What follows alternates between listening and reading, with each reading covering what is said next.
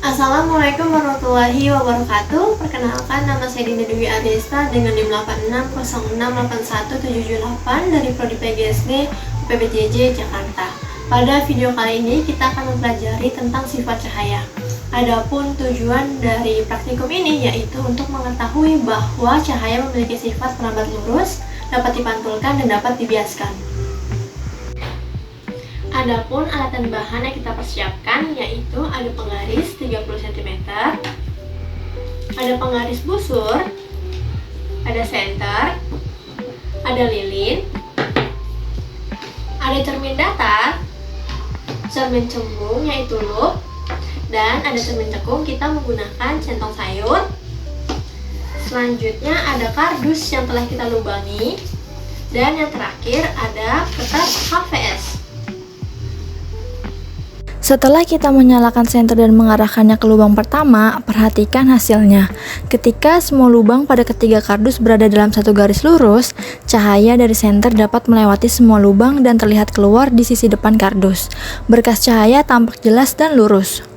Oleh karena itu, ini menunjukkan bahwa cahaya hanya bisa melewati lubang-lubang yang berada pada satu garis. Jadi, cahaya bergerak dalam garis lurus, bukan berbelok ataupun membengkok. Cahaya yang datang pada 30 derajat akan dipantulkan pula pada sudut 30 derajat. Pada sudut datang 45 derajat, pantulannya juga membuat sudut 45 derajat terhadap garis normal. Lalu, berkas datang 70 derajat, cahaya yang dipantulkan pada sudut 70 derajat pula. Dan yang terakhir, sudut datang 90 derajat menghasilkan sudut pantul 90 derajat. Coba kita amati sifat bayangan pada cermin datar menggunakan lilin. Saat lilin diletakkan di depan cermin datar dan jaraknya diukur menggunakan penggaris 15 cm, terlihat bahwa bayangan lilin berada pada jarak yang sama di belakang cermin. Jika lilin berada 15 cm dari permukaan cermin, maka bayangan juga tampak 15 cm di belakang cermin.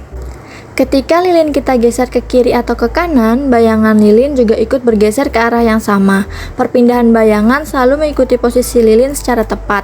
Hal ini menunjukkan bahwa bayangan pada cermin datar selalu memiliki sifat maya, tegak, ukuran yang sama dengan benda, terletak sama jauh di belakang cermin seperti jarak benda di depannya, serta bergerak mengikuti benda. Pada pengamatan cermin cekung ini, jarak benda 5 cm dan jarak bayangan 8 cm menghasilkan bayangan yang tampak lebih besar, tegak, dan bersifat maya, karena benda berada di depan titik fokus cermin.